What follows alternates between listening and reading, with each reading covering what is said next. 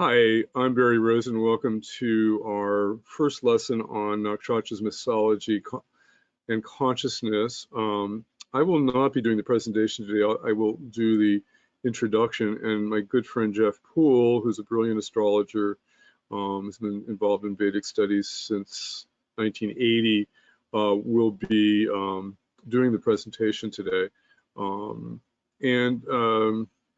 Let me give you a couple guidelines about today's presentation. So one of the things, we probably will do more lecturing today than we normally do. In our normal classes, we do take a lot of questions. Sometimes it's hard to get through all the material if you get a lot of questions in between. If you have questions, write them down, save them up. There is a place on GoToWebinar to type in a question. Sometimes it's hard to get to, but I will unmute all of you after the presentation, to have open mics to ask questions. So save your questions to the end.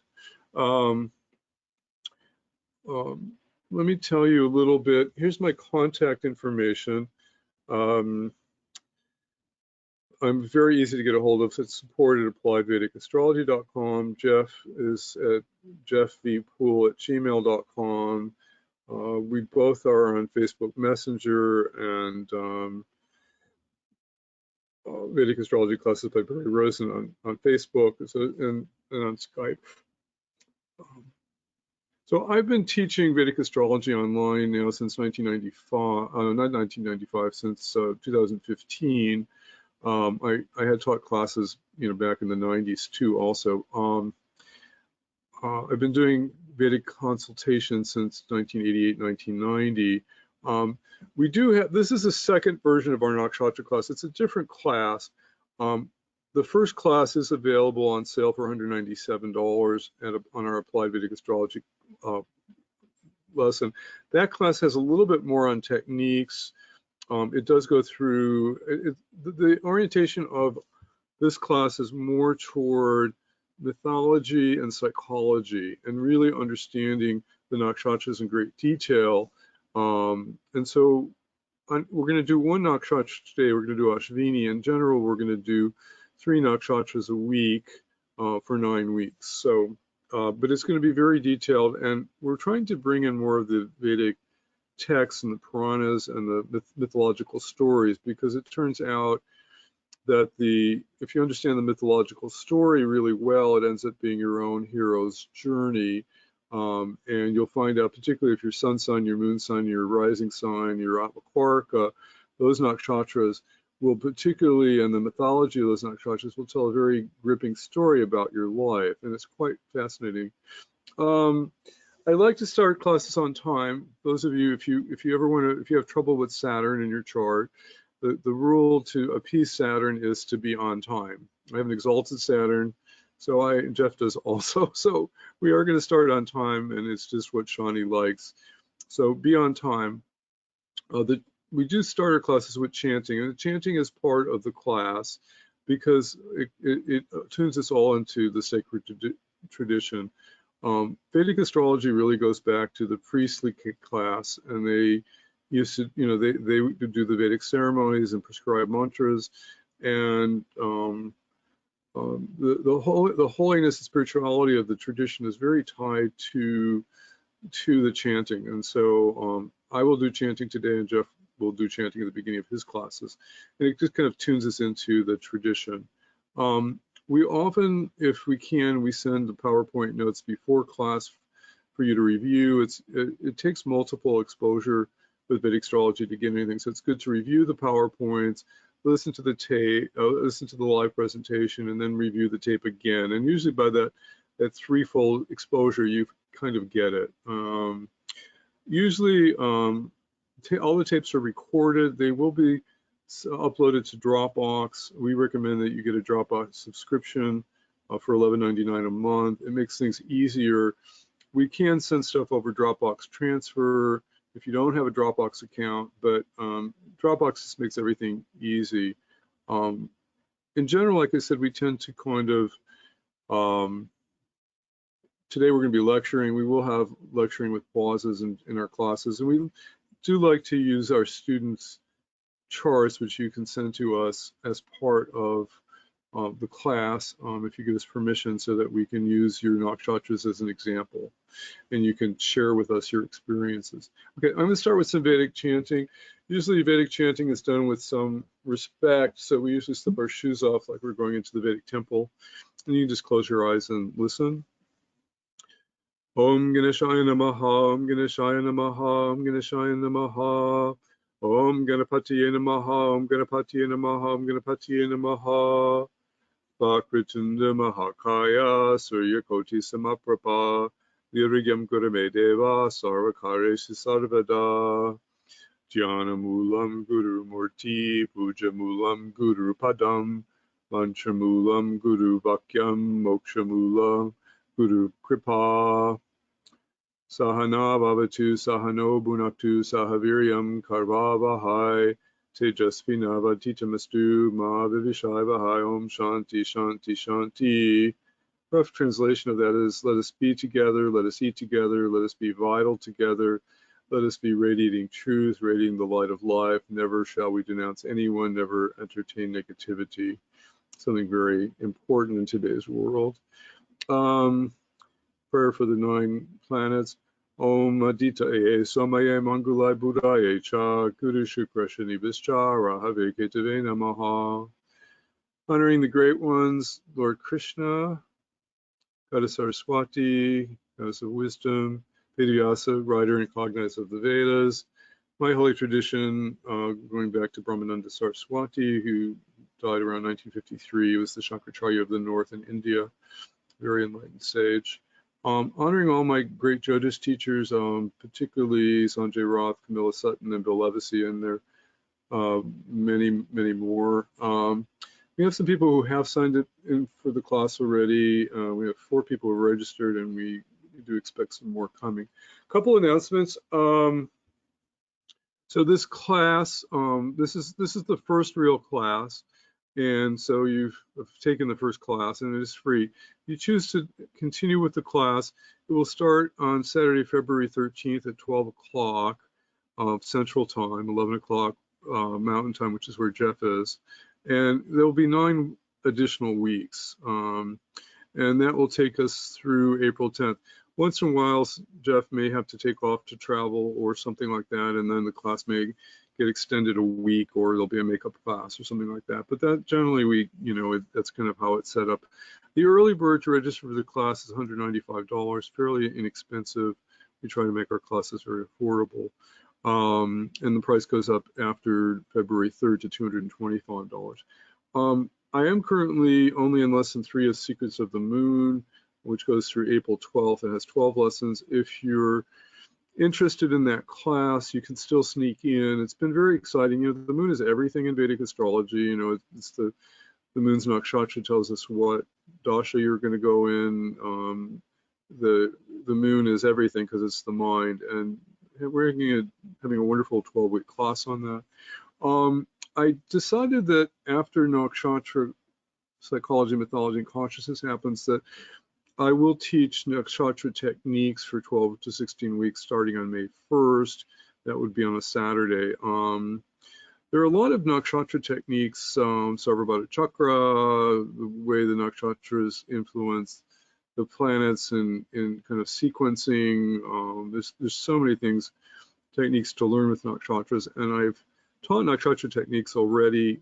But I want to expand it and get a full maybe 16 weeks out of that. So that will happen in May, June, July, August. I'm also going to be teaching a class starting in April, a complete guide to timing major events from births to death. I think sometimes we just need these cookbooks, and somebody asks you, am I going to have another child? When am I going to have another child? When am I going to get married? When am I going to buy a house? When am I going to move abroad? So we're going to have a class, just kind of focusing on timing events. And then for my academy track, I'm going to probably be teaching Secret of the Houses again. And I'm also teaching Vargas Part 3 in September. So that's the schedule. Okay, so those of you also may know about my book. Again, you don't make any money on books, but it's a very good introduction to Vedic astrology, signs of life from the astrological zodiac. Okay, so That brings us to today's class, and so I want to introduce my colleague Jeff Poole. Jeff is just a brilliant Vedic astrologer and teacher. He's really been very involved in Vedic knowledge and Sanskrit, and he had a Sanskrit, was involved in a Sanskrit institute. So he's got much more depth than I even have, but I'm so honored to have him here. Jeff, I'm gonna make you the panelist, and you're gonna have to share your screen. Let's hope this goes seamless. So I just made you the presenter. So you should be able to share your screen now and take over the presentation. I'm gonna mute myself.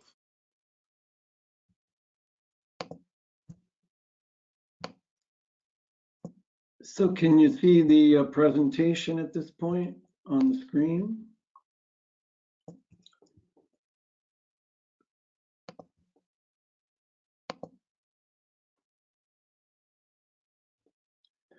All right. Let's see how everything, all right. So what I plan to cover today is, what are the Nakshatras and how do they relate to Vedic astrology? And we're going to go into the pure story of them, what I call the experience of the experiencer. And it's really a field of all possibilities. There's definitely the core material of each of the nakshatras, but there's also a backdrop that's cosmic, and that relates to the field of consciousness. And as Barry was saying, moon is definitely all important, and moon relates to how we feel alive in the world, and it also is our consciousness. It's the way to think of it is that the sun energy in the sky is our presence, our soul, which never goes away. It's the one without a second. And so many great gurus will tell you that when you die, you don't go anywhere. The self goes nowhere. You just put on a new coat. And the mind is what carries all of those karmas from lifetime to lifetime. So that's what I'm talking about with the experience of the experiencer and how that can go into a field of all possibility. It also relates to the flow of spirit, which goes through the mind.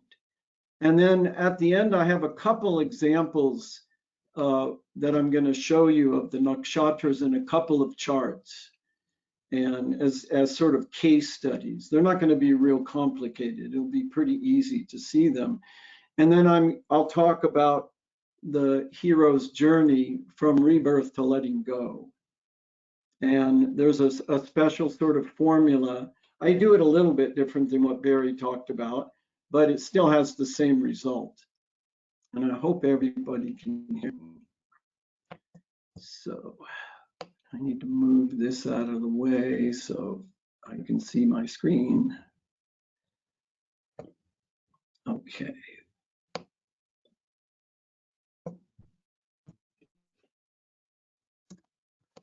All right, where did my slides go?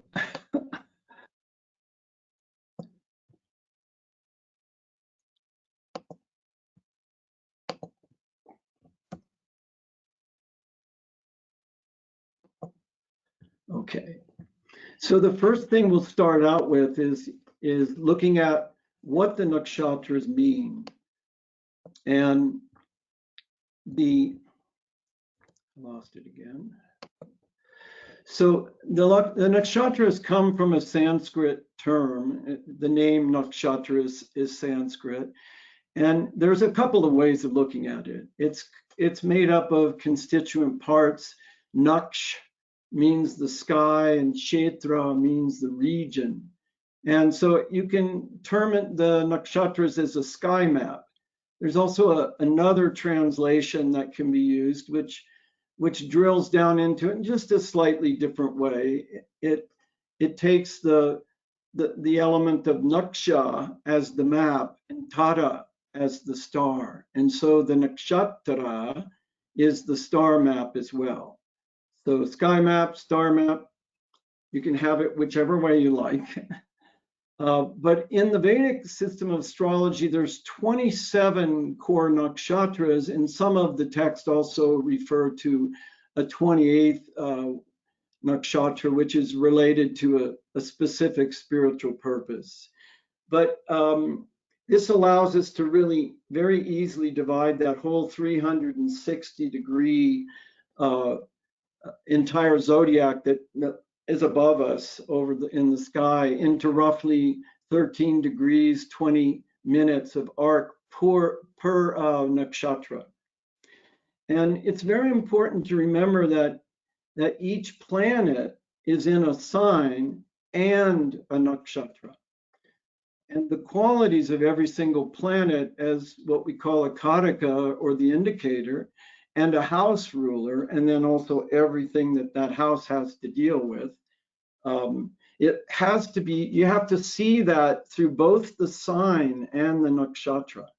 So that means all the yogas that it forms, any of the aspects that it shares, and all of the possibilities. They're also seen through the sign and the nakshatra.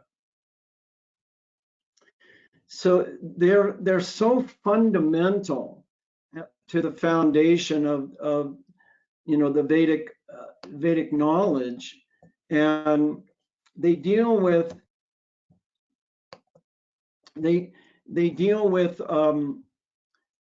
the signs, or the rashis, as you would say, but they also I'm having some trouble with my screen, but they deal with the original division of marking, both time and events in life. And astrologically, the nakshatras are called the wives of the moon, since the moon spends approximately a day, sometimes 1¼ days within each.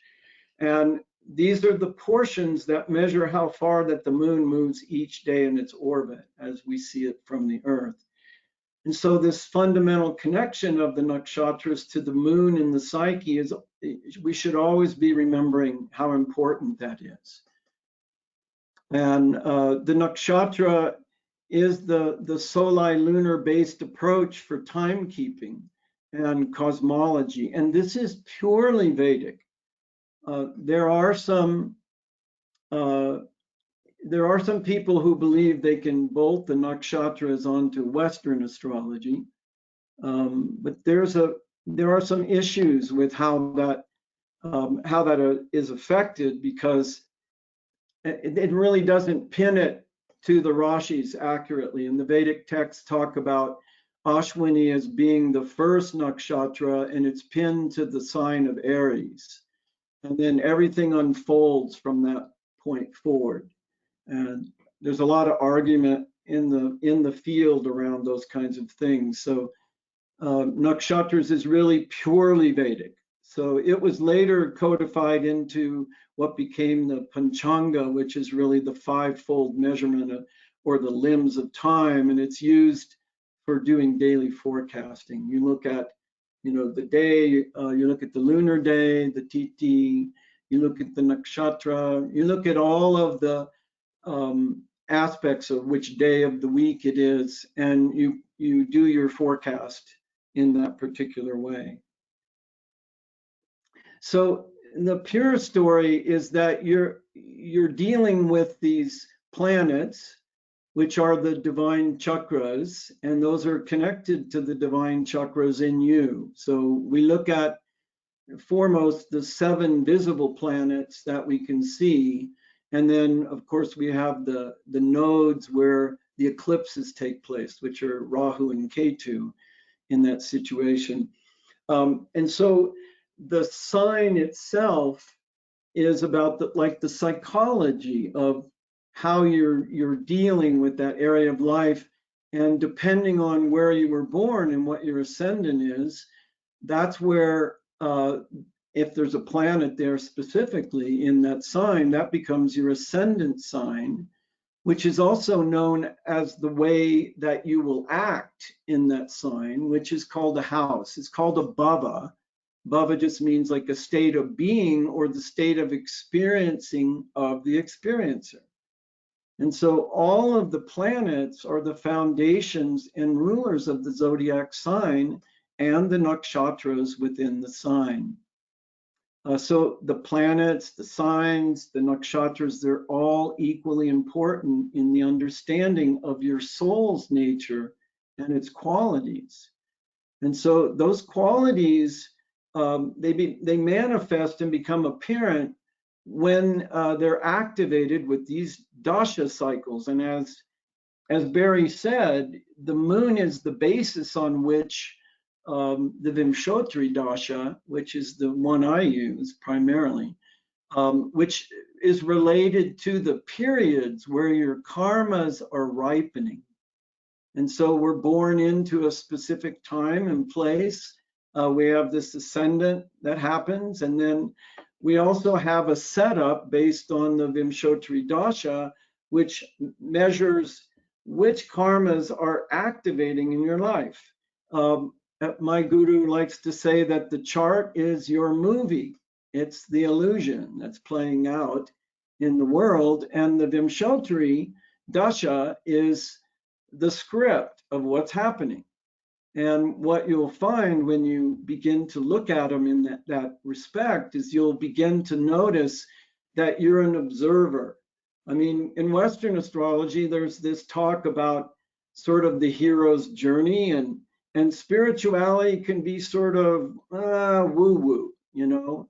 Vedic is completely the opposite. It looks at the world and says, it's all an illusion. You are nothing but spirit, spirit taking form. And that's what the whole process is about. And the nakshatra characterizes how that spirit takes form. How does it manifest? And within each dasha cycle, it can also, it will trigger different karmas that are related to the planetary energies of each of the nakshatras. And so when we look at the zodiac starting from the sign of Aries and going all the way to Pisces, what we see is that there are deities involved. There's 3 sections of the sky and all kinds of different deities that show up in there. So the myths and the deities are just the way for our human mind to connect to these cosmic forces, because they can be somewhat obtuse or very subtle. And I've spent a lot of time writing articles and doing daily posts about each of the nakshatras that are based on these cosmic forces, but I relate them to the day, and we're going to look at a couple of those when we get to the end. So these are just the way that we connect to those greater forces. And in the Vedas, they look at, for example, the laws of nature are personified as devas and deities. And the devas are what make those laws of nature function in a particular way, and the deities give the instruction about how that actually happens. So the ancient seers, known as the rishis, knew it would be easier for us as humans to be able to feel and understand those divine forces within us. And so they anthropomorphized them and made them human, or superhuman in some cases. They are so much fun once you begin to experience it. If you read the article I wrote about the 7 states of consciousness, which Barry sent out, that is, not just a story, that is the reality. Because in the Vedas, it says, you are, Guru Sakshat Param Brahma. It basically says that the true understanding, when you remove all the illusion and the darkness from it, is that you're nothing but the observer. You're only here to observe the lessons of your previous karmas that were not fully realized when you were last alive. And so these nakshatras, or I should say, when you're observing the nakshatra, you're literally you're in a state of witness. You're not in a statement of action. Most of the time we stumble through life and we're not aware, we're not alert to what's going on. We're like a machine. We're just being triggered by the buttons in our life, for example. And so it's very important to understand this role of observation. We think this world is real, and especially this last year, it's been a very difficult reality to deal with. But when you can sink into the state of the observer, which I would suggest you do through this presentation, you'll begin to feel these energies active in your life. So, so the nakshatras are broken into these 3 regions of the sky with the zodiac signs they're connected to, and they're all characterized by various gunas. And the Rajasic guna involves not just yourself, and I like to use the analogy when you're first born and you're playing around as a child, everything's me, me, me. And that's a very self-oriented tamasic kind of nature. You are hanging on to those things. It's where there's the intelligence is not very fully developed, so there's some ignorance there, and there's some issues that deal with trying to remove the obstacles so that you're safe, as an example. In the Rajasic areas where you start to get to be maybe 5 years old and you start having playmates come over to the house, and you want to, first they're strange, and then you get to like them, and then they start to share their toys back and forth. So Rajasic always involves another in an exchange, and it's about our passions of enjoying being with them. But just like little kids, if you take the toy too soon before you're allowed, you can get very volatile. And the sattvic energy is what matures later in life. It's hardly ever there in the earlier stages, because you have to, everything evolves. Everything evolves from that tamasic state to the rajasic state to the sattvic state. And the sattvic state is where you're compelled to act because you think it'll bring something good into the world that brings love and peace and happiness, and a lot of silence as well. So the Aries to Cancer is going from the 1st to the 4th sign of the zodiac, and those are called Rajasic. That's the Rajasic part of the zodiac, and you deal with the issues of initiating creation and birthing things. And so when you get to Leo, Leo to Scorpio, which is the next 4 signs, is all about maintaining what was, the creation that you just initiated and that you gave birth to. So building structures for them. So when you look at Aries and all the way to the end of Cancer, that state of birthing things is a growth stage. We're learning things. So when you get into Leo to Scorpio, you're looking at the various structures of life, the kingdom of the world in Leo, for example, and then going into all the details that are involved in that kingdom, which is the Virgo thing, everything, scrutinizing everything and getting very detail oriented. Then you go into Libra, where it's about socializing that and communicating it out to people, getting the word out and doing it in the right fashion and being, higher standards kinds of things, which happens in Libra. And then we go into Scorpio, which is much more devotional, a deep sort of unbounded nature to all of us, where we have no boundaries. And so that also requires some type of structure to it as well, which is a structure of deep connection and deep stillness, because Scorpio is like that deep water in the well. And when you look in it, you see your reflection. It's not who you are, but you see that's another structure in our life.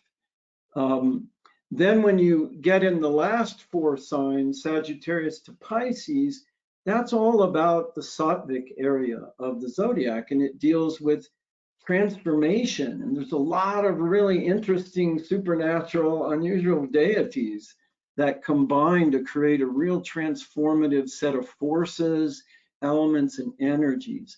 And if you'll notice in the sky, right now, all the planets are in that last section of the sky, that last Purusharta. Purusha, the actions of the self, which are the sattvic action there that's going on.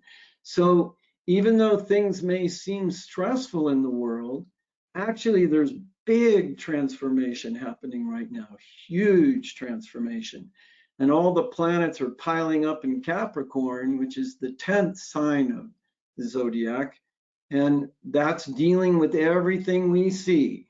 And I'm not going to get into that because we've all lived that over the last few months.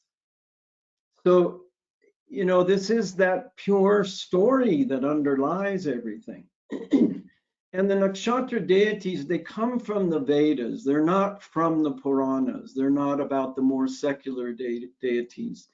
So many of the deities refer to what are called the Adityas. These are the sons of the Earth Mother, Aditi.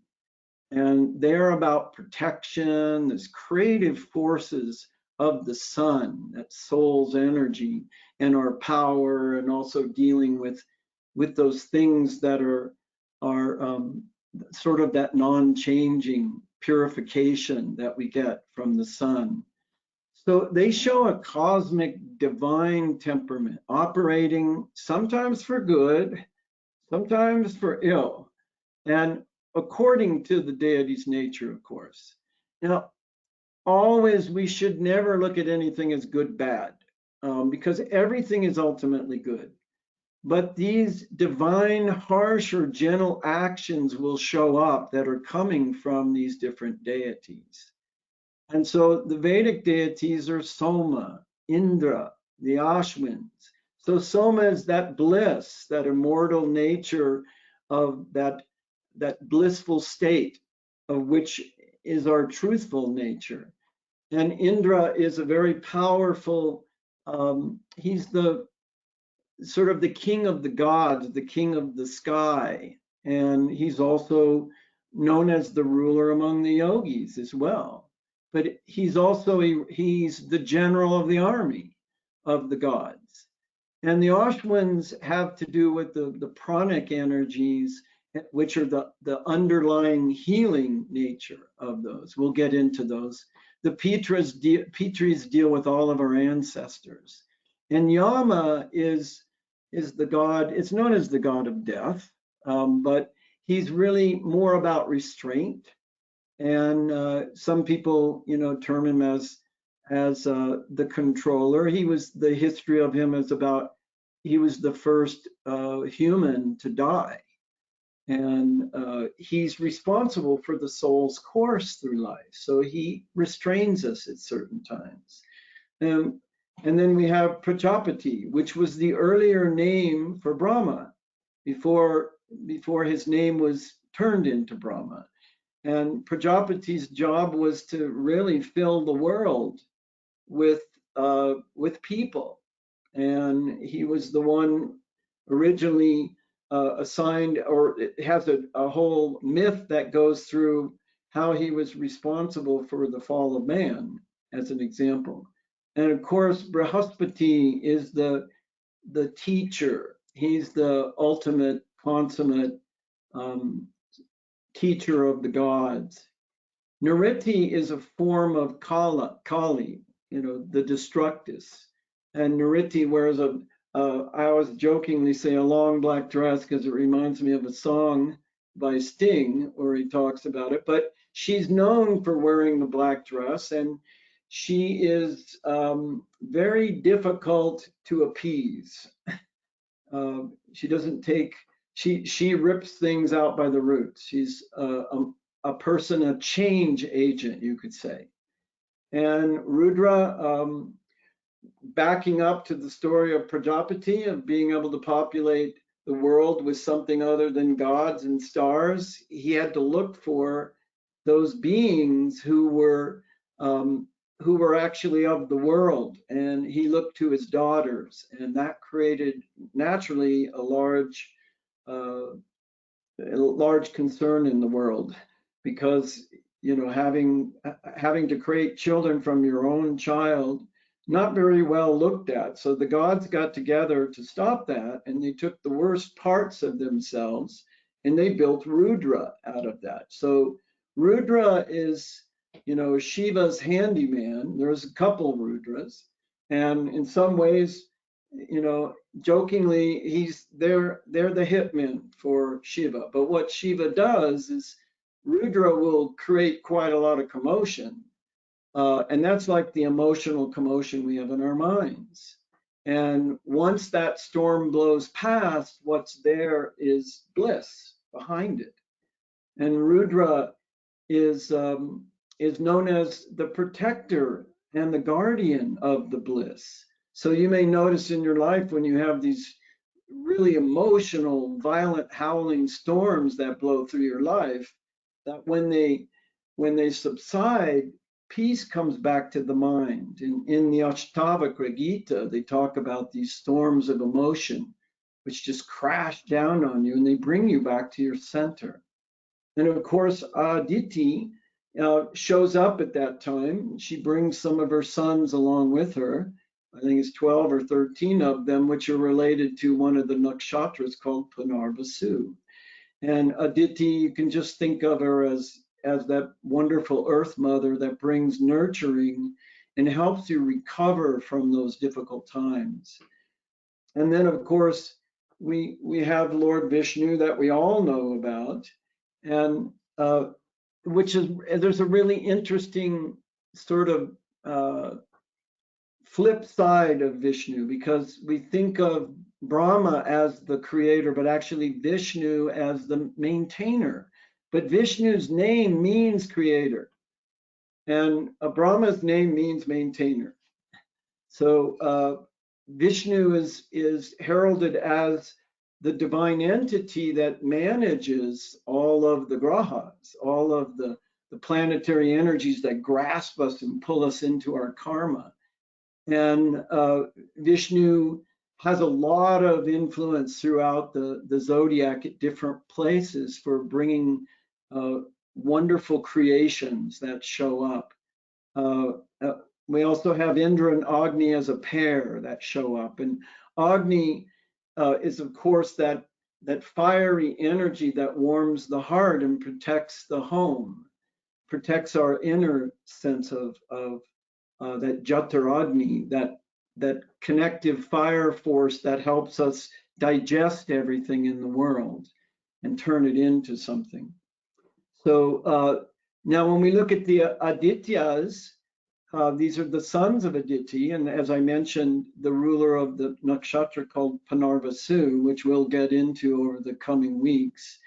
There are these examples of him, like Bhaga, who's the god of delight, and Aryaman, who is the man with the contracts. He's the one that takes care of all of the things in the kingdom that need to be taken care of. So he delegates the tasks and then he signs the contracts. So he's also very friendly. He's the friendly person. And then we have Savitur, which is related to the Gayatri mantra. And Savitur is that God that will fulfill any intention or sankalpa that you have. And he gives you whatever you need in the palm of your hand. And there's a whole section of that it resides in a nakshatra called Hasta, which deals with the hand, and we'll get into that as well. Then we have the whole Vishwakarma. So Vishwa is like all those things that permeate the world, and they deal with our karmas. And we have Mitra, who's like a divine friend. Mitra is a great person to have around to be your friend. And as we move into the later parts of the nakshatra, getting into Pisces, for example, we'll see Pushan come into it, and he's the shepherd god. And there's a whole story around him that we'll pursue in the coming weeks. which was related to Shiva's wedding to Parvati, and how people were gossiping that Shiva didn't look like a groom. He had strange hair and mostly naked. And so there was some mischief that Shiva ensued on at that time, that Pushan was involved with. And we'll talk about that at a later date. And then of course we have Varuna, Varuna is sort of the masculine side of the water sign related to Apis, which is also in there. Then we have the elemental gods of Agni, Apis, and Vayu. So we already talked about Agni. Apis is that the water element in our body. So the tattva of water is called Apis. And that deals with all of the organs in the body, like our adrenaline glands and other things that need water to like move the stress and things out of our body, which can damage us. So water is a very nurturing, connective, devotional thing that we do in our life. And Vayu is the wind god. He's the one that scatters things all over the hemisphere. And he has a particular role in getting the word out, and he's also indiscriminate. Even though married, he had many illegitimate children, and one of the most famous of those was Hanuman. Then we have the others, which the Vishwadevas, the 8 Vasus, Ahirbundya, Aja Ekapada, and Sarpa. And the Vishwadevas are those 10 most important forces in our life. And the Vasus deal with how we take the celestial and the earthly elements and we ascend through them. Ahirbundya is, he's hardly understood at all. The Vedas don't say a lot about him. And he's one of those serpents that goes into your psyche and removes the last vestiges of darkness that are there. Aja Ekapada is called the one-footed goat, I guess you could say, but he's related to an inspiration strike that gives you this sort of Satori moment of seeing what, what liberation really is. It's just a glimpse. It's not actually liberation. And Sarpa has all kinds of roles he plays. He's the serpent energy. And, the serpent energy is a big thing in Vedic astrology because it deals with our spiritual nature and it's related to the nodes, the eclipse nodes. So as we move further, it's very important to, ponder the zodiac and the nakshatra deities as they refer to the overall creation myths and all of the things that are involved with that. All right. So these sections of the zodiac I talked about they're called the triplicities, and the first one goes from Aries to Cancer, as I said, shows all that initiation of the cosmos, and it's the Rajasic expression. That second triplicity shows the manifestation of the material world, which is, when you start to manifest those things, you have to build that structure for the material world. And once we have that material world, the third triplicity shows the liberation and the deliverance of our form going back to spirit. So this really makes sense when you start the cycle with Kritika Nakshatra, which is ruled by Agni, the god of fire, and it's often called the first nakshatra. And what you have is you have all of that creation from that first nakshatra, and in the Vedas where they talk about it, and it ends with Bharani, which is where the end of the god takes care of the soul's course. So we can see that theme that's present as well. So the flow of the spirit, first what I want to do is share an understanding of that. Let me move this out of the way so I'm not in the middle of my screen. So the first thing, talking about the flow of spirit through the mind, we'll look at, Barry mentioned one nakshatra, but I actually put two in here, the first two.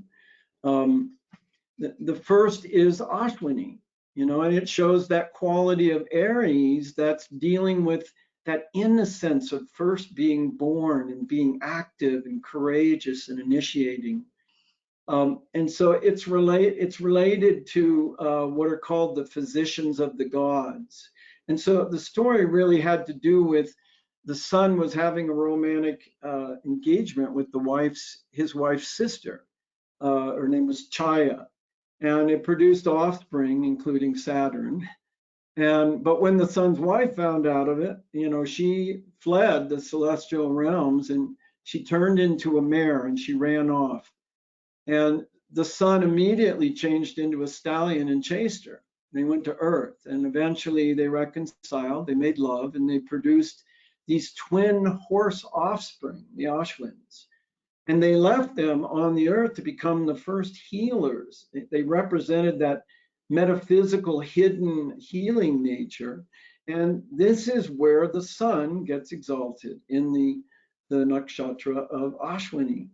So these are at the degrees of 0 degrees in the zodiac to 13 and 13 degrees 19 minutes in Aries. And as I said, each of the nakshatras has a planetary ruler. And this ruler is called Ketu, which is our most metaphysical nature. And it shows the expertise that we have in our life that we brought with us from the past life. And K2 really doesn't want to have anything to do with this life at all. It's dissatisfied. It's the detachment that we need to have. Again, the witnessing is an detachment from those things. We're not caught up in the karmas of those things. The symbol is the horse head, and the nature is called light and swift. And it's called it comes from the race of the Devas. And of course, the animal is the horse. So, one way to look at this is it has a lot to do with speed and initiation and, going fast, if not impulsive in our movements. But it can also be really rash and sudden, similar to horses, just like getting spooked and running off. If you don't bridle yoke those horses, they're going to run in different directions. And I like to talk about that like a child, because this is really related to our prana, and the first sign of the zodiac shows all kinds of firsts. Like what happens when we're born? If you believe the story of the doctor delivers us, turns us upside down, gives us a swift spank, and we breathe in and we scream. And that's the first flow of prana going in. Our guru always says, take the first breath in, we cry and everybody laughs. And at the end of our life, we have our last breath out, we laugh and everybody cries. And this begins in this cycle with Ashwini, and it's related to prana, because prana is vitality. It is the life force streaming through the body. So imagine when you're born as a newborn, you can't see, you can't move. All you feel is this rush of energy going into your body, and it floods your body with life. It animates you. You get brought into life. And that just makes you feel like a wild horse, chomping at the bit. And it also has to do with the right and left nostrils. How do we manage prana? We manage those, and that wakes us up at the Ajna Chakra. That's that part where we begin to really sort of see that deeper truth of what's actually there. So if you watch children when they're first born, they go through this cycle, and it has an Aries property to it because they start to develop logic. They scream A lot of times they'll scream because they realize they're back. Oh my gosh. And also they'll scream because of that SWAT that they got, as an example of, because they're totally confused. They can't see anything, everything's dark, their eyes don't work, their head doesn't turn, they're in this body, what is this? All of that situation, the first experience in life. And so when they scream, the nurse or the mother picks them up, and then all of a sudden, whoa, wait, something's happening here. And logic starts to develop. They begin to go, okay, well, I see something's happening. And they lay the baby down, and a couple minutes later, it starts to scream again. The mother picks it up and nurses it. Oh, wait a minute, this is different. And they start to develop that logic pattern that begins to develop.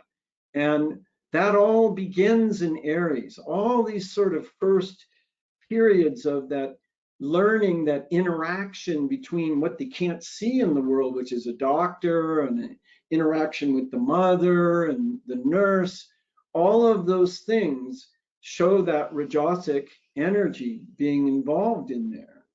And so if you notice children, what are they? They're like a bunch of wild horses. You take them out in the yard and they're running around like banshees, screaming and yelling. And you'll notice when kids are really having fun, they're screaming and they're letting that vitality out. That innocence, that awareness of everything, that presence in the moment. And that is really a state of wonder, because children, they're not looking for answers. They're like awed by everything they see. And the questions they ask us don't require answers. They're in that state before the mind needs to answer questions. It's in that beautiful, innocent, I don't know state. And so Ashwini is like related to that. So the whole theme is, when these horses are running all over the place, it's like when we get up in the morning and we don't do our prana, we don't initiate the prana to bring our awareness into the present moment, we're just off and running like a wild horse. And we'll notice that we'll run in circles. It's a very good time when you notice yourself like trying to figure something out and your mind's all over the place. It's a good time for pranayama. And so Ashwins are governed by these twin horsemen, and these are all related to that prana energy. And it's, you know, it's the basis also. Prana is that basis on which we heal ourselves and all of the healing remedies. So all of Ayurveda started to come out of this thing. These are known as the first Ayurvedic practitioners for the gods that were in the world. And so that's what Ashwini, you can have those stories, you can have those, you know, in the practice of what it fits into, and exploring our speed, how we get up in the morning, we throw our clothes, we shower, we throw our clothes on, we gulp down our breakfast, out the door, into the car, and zoom into traffic, as an example of that. It's like we don't even know we're alive. We're just racing off in confusion. And that ends up starting our day. And everything else comes from that, from not centering your awareness, not coming into the present moment, not being alert, aware, all of those kinds of things. So Ashwini is that energy that deals with all those kinds of things that show up in our life.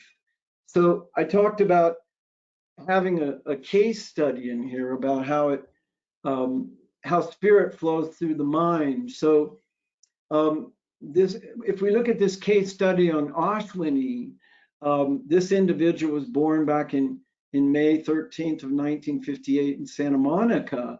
And as they lived through their whole life, they never had any interest at all in horses until they went into their Ketu dasha. And Ketu is, of course, the planet that is responsible for the energy of Ashwini. And so he became a horse psychic. When he entered Ketu dasha, he began working as a doctor for race horses. And he said that when he was working with them, he started having these telepathic communications with the horses that he was treating. And he would speak to them about the injuries and things that they experienced and how to treat them. That's a K2 kind of energy. And you'll see that K2 also it appears in other of the nakshatras. And it appears in Mula Nakshatra, which is about, an ultimate uprooting or destruction, getting rid of the old worn out kinds of beliefs and things like that. And it also comes in Magha Nakshatra, which is related to the ancestors and the king and the bloodlines of the king and the bloodlines of the rishis and the connection back to the angelic realms. So K2 is that part of you that's most metaphysical. It doesn't want to come in the world, as I said, it's the attachment. But K2 can bring from the past much wisdom, that energy. And in Ashwini, it brings it as that rush of energy coming back in. Oh, and that's why I jokingly say, oh no, here I am again, I'm back. That K2 can bring that kind of energy. And so you can see in 1995, when he started his K2 Vimshotri Dasha in November 16th, that's when he became the horse psychic, as an example of. So you can see the nakshatra literally connecting to what was going on in his life. And it was also in his 12th house. Very interesting there as well, because he was a Taurus ascendant. And so the 12th house is where we let go ultimately of control in life, but we also reconnect to the cosmic self, that deep part of us that, was from the deep past and where we came in from that. And so it also has to do with escapism and, our energies draining away, things like that. But it also can connect you to foreign travel as an example of that. So here we see the nakshatras showing lots of connection associated to that with him, especially in this case with Ketu, because that is the ruler of that nakshatra. Now, if we flow on to the next, this is very important because we have a nakshatra that bridges us into a sign. Then we have a nakshatra in the center of the sign, which is Bharani in this case. And then we have another one that bridges out of the sign and takes us into the next nakshatra, which we'll talk about in the coming weeks, called Kritika. So Bharani is very interesting because it's related to, like I said, the god of the soul's course. And Bharani is really about discipline and control, and that can also feel punishing. So just think about those children. They're running around, and out comes someone from the family and grabs them and holds them in place and says, "Stop it."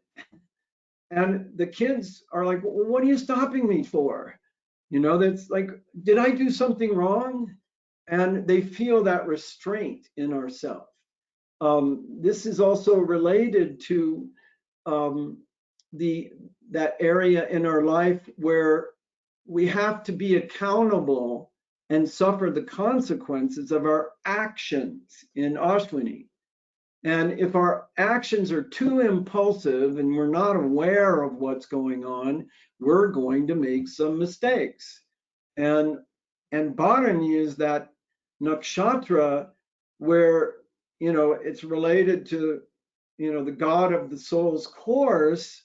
And if we've done something too impulsively without being aware of it, there's consequences to bear. Now, this particular nakshatra is ruled by Venus, and it's related to the vagina, the feminine sexual organs. And this is fierce and severe. And it's the race of beautiful human beings, Manusha, and the animal's the elephant. So, the story behind Bharani is it's called the star of restraint, and it's where we need to bear the fruits of our actions. So we can see the connection as the Lord of the Ashwinis, as the Lord of Bharani. So Yama was the offspring of the sun, of Surya. And Yama was said to be the first man, as I mentioned before, who died, and due to the results of his actions, his karma. So, here we are in a sign of action, and it's all about preparation for action, non-action, actually. Restrain yourself. So we have prana, and here we have yama. So pranayama, the first part of these things is we have to restrain our breath. We have to restrain. So if you watch a child as they start to get older, they start playing with their nose, moving their fingers back and forth, and they start to notice those things, especially when the eyes get open, they're curious about everything. And you'll begin to see related to this that all the mudras also come from children. Because along with these things, if you notice children when they're first born, they're born in Adi Mudra, which has the thumb extended across the palms and the fingers folded over the top of that. And then over some time, they'll go into another mudra. They'll eventually go into Chin Mudra, and you'll see the children. They're sleeping this way. They'll sleep this way. And then eventually it becomes, Danda, and the thumb goes in the mouth. And all of these relate to enlivening the energy in the brain and everything. And so the prana and the yama. And the whole thing about the yama part of it is a lot of times when we go out like a wild horse racing off, there's all kinds of consequences of that action. And one of the biggest consequences that we have is we become too impulsive about that Venus energy. And Venus is about beauty, love, sex, pleasure, happiness, all of that. And if we get too impulsive by it, we can do something without planning, and next thing we know, we have a child. And there's the consequence for the rest of your life. You're always going to be that child's parent. And so this is very interesting when you see that this follows that Ashwini asterism about the impulse and the need that we have to focus that. So Bharani has to do with all the consequences of all sorts that goes on. Now, because I'm explaining it doesn't mean that it's always this way, because I'm going to share a story with you of a forecast that will show how Ashwini and Bharani actually can show up in real life and how we'll experience that. So in a very neutral way, our energetic is always aware of our mistakes. And in Bharani, not only do we notice our mistakes, but most of the time we notice others because we never take the time to really understand and integrate the other in our life, which is really the other half of ourselves. So we always blame others for that. So we'll definitely notice those things. And we also sometimes feel that we need to be punished for what we've done, or we might feel somebody else needs to be punished as well. And that's what accounts for that fierce and severe nature, because it just, boom, out of impulse, we can react so fast in that. So the higher, more creative choice, of course, that we're trying to learn has to do with honoring time and the present moment instead of waiting for some catastrophe to take place because we didn't center ourselves in the present moment through our pranayama.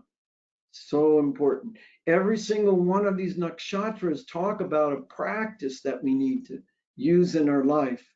And so this is about letting go of the past. That's also important to us, and not hanging on to that lesson. We have to let go of that. So Bharani is ruled by that god of death, and it has the power to take things away from us. And it's the basis. Its basis is about the removal of life from the body. And so there's a consequence if we don't center our awareness. We can kill ourselves by accident. It can just happen, or we could get in a very bad accident and suffer the consequences of that. And there's all kinds of, everything we do has a consequence. It's just like the laws of karma. Whatever we do has an equal and opposite reaction, and we're here to observe the lessons we didn't learn in the last lifetime.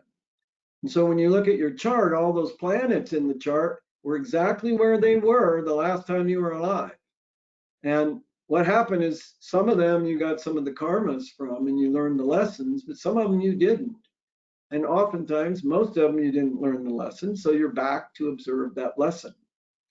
And this is the beginning of that particular period in that journey around the zodiac, where we have to start by focusing our awareness so that we can learn, we can build logic, we can learn what's impulsive and what's not. And so, this is the basis below, which is about carrying the soul of the realm of the ancestors. And by a combination of these three things, we move on to the next world. So this shows how when we learn all these lessons, at some point we can leave this world and go on to the other worlds. And that's what botany is about. So let's have an example, a case study about botany. So this goes back to the 70s, and I don't know, what the age groups are here, but there was a time years ago when the Soviet Empire was really known for it. Well, it's still known for this, for the excellence of their ballet dancers. But in the 70s, there was a lot of pressure put on these people, and that many of them were looking to defect. So when they would come to United States or the UK or some other country, they might try to get away from all of that pressure that was put on them and how they felt so punished and restrained. They had to do things in a certain way, and it's people that talk about being in the Bolshoi. I'm not saying the name right, but the Russian ballet, the famous one, the Bolshoi or something like that. I actually saw it years ago. They went through tremendous discipline. They were literally punished for the things that they did. And so this is related to the time that this person in September 3rd of 1970, when they were on a tour to London, she defected. And the permission was granted the following morning, and then the story hit the London newspapers all over the place. Well, look, her ascendant was Ashwini, and then the planets that were in her ascendant sign of Aries were Jupiter and Saturn.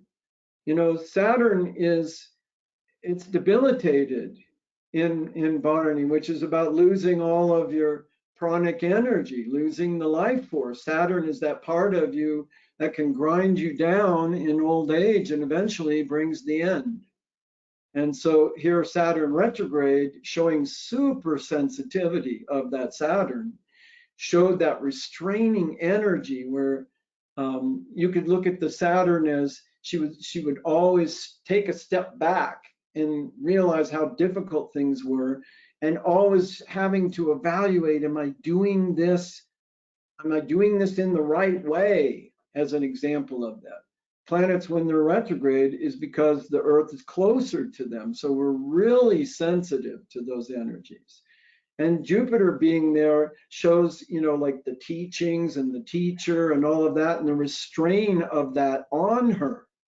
So here we have an example, no surprise at all, that she made a getaway, that she took off.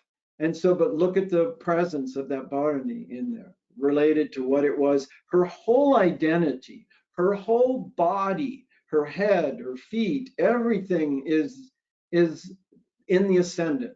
That's your identity, and imagine her personality, because we get our personality out of that as well.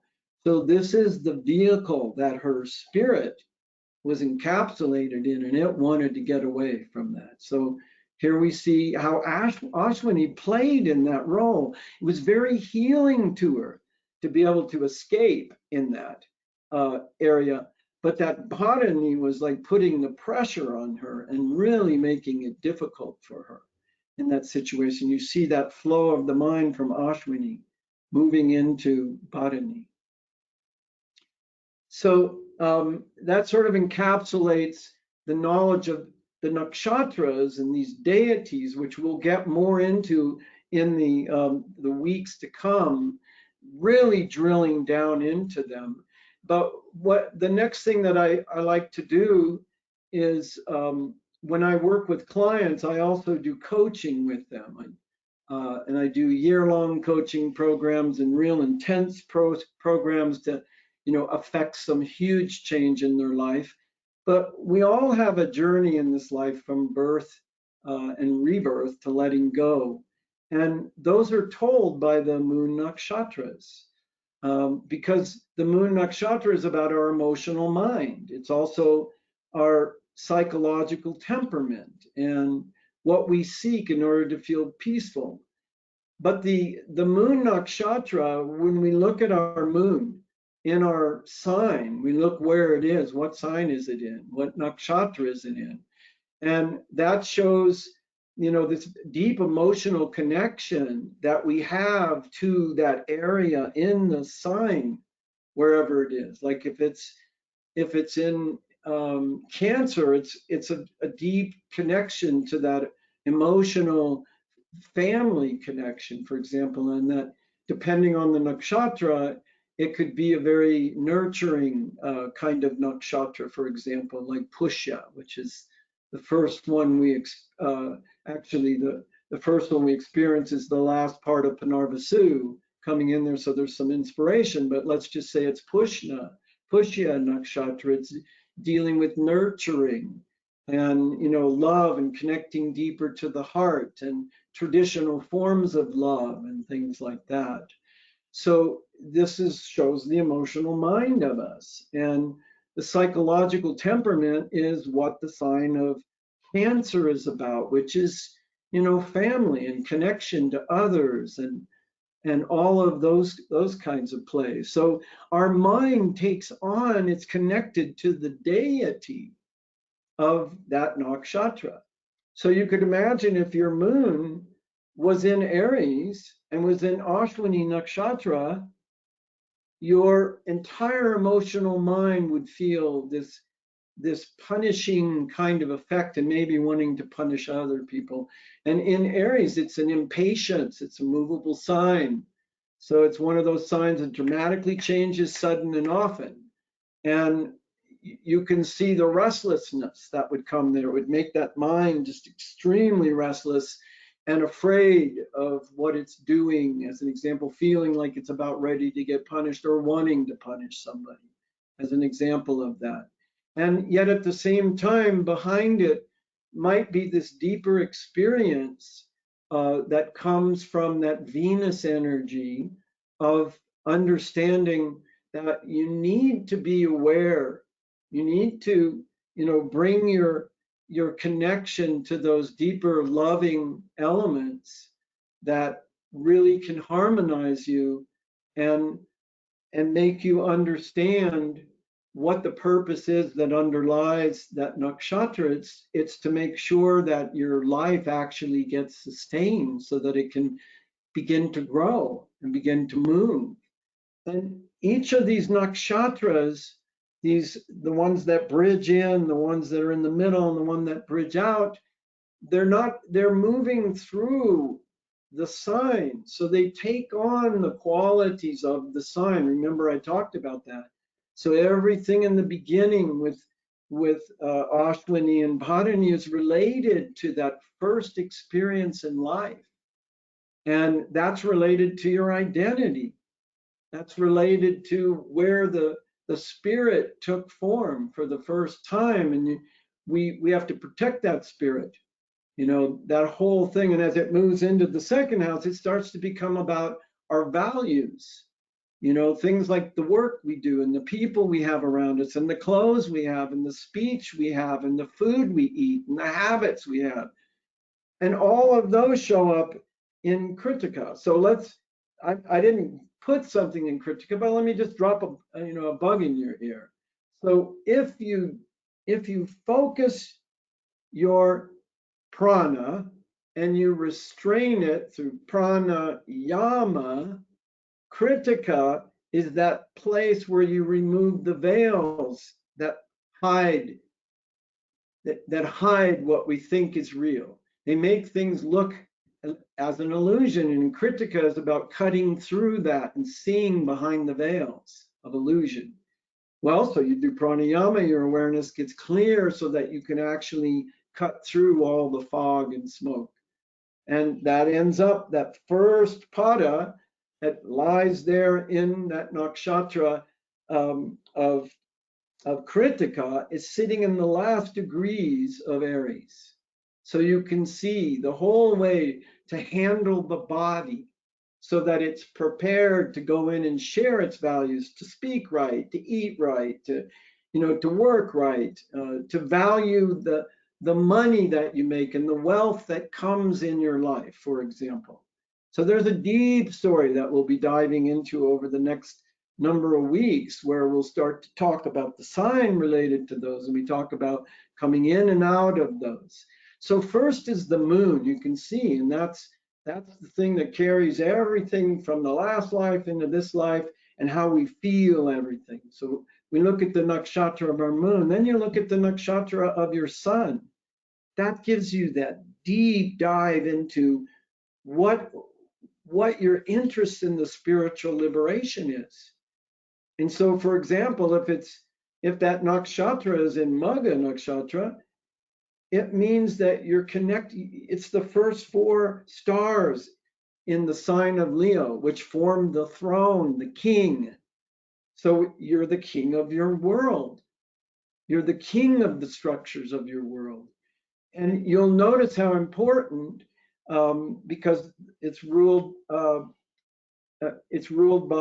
it's about the Pitris. Magha means the Pitris.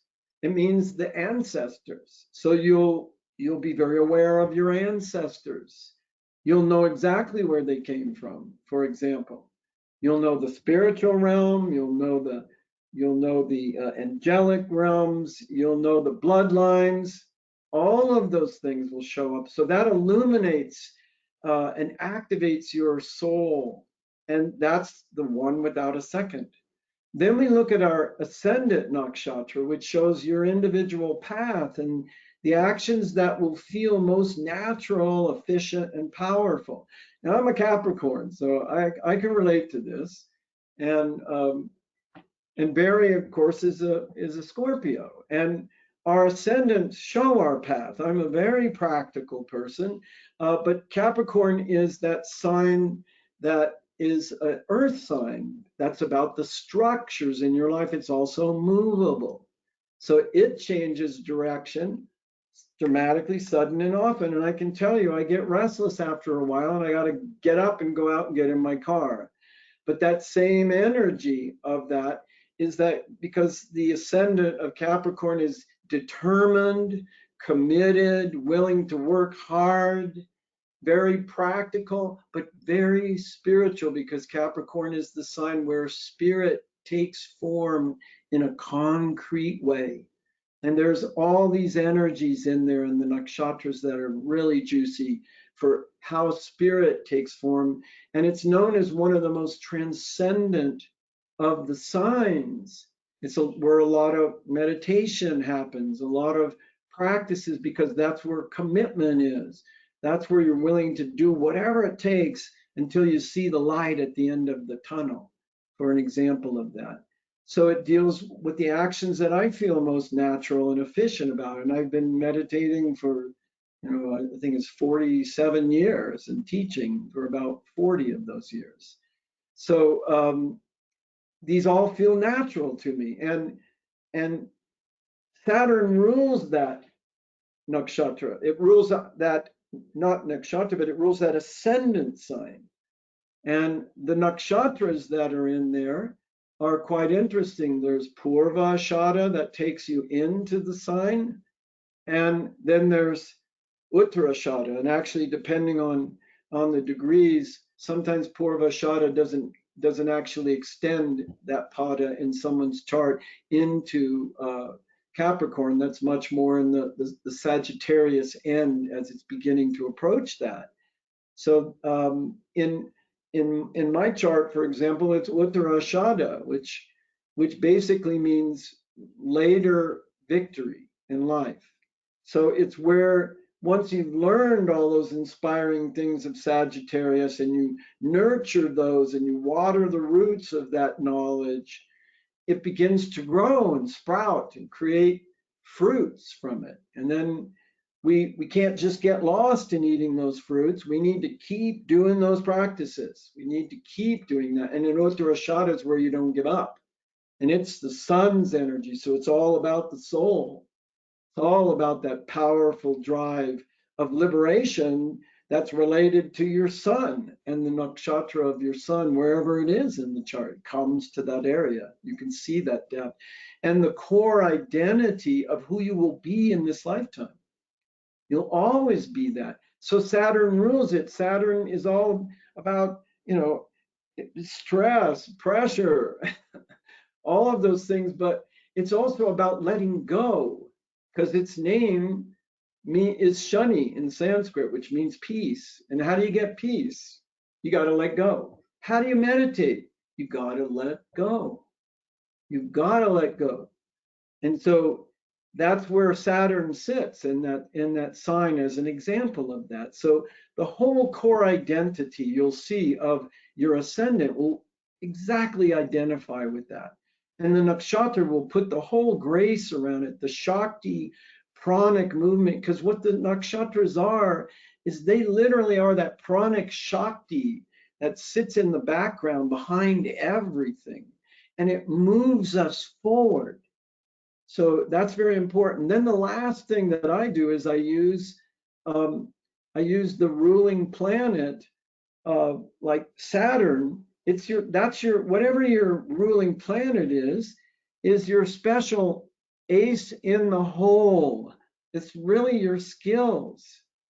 And I can tell you, I've had literally the snot kicked out of me my whole life. Killed in a car accident, came back to life when I was 19.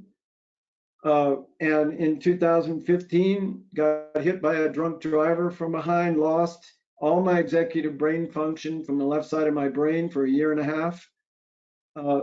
And every time I would get a job, something would come up and stop it.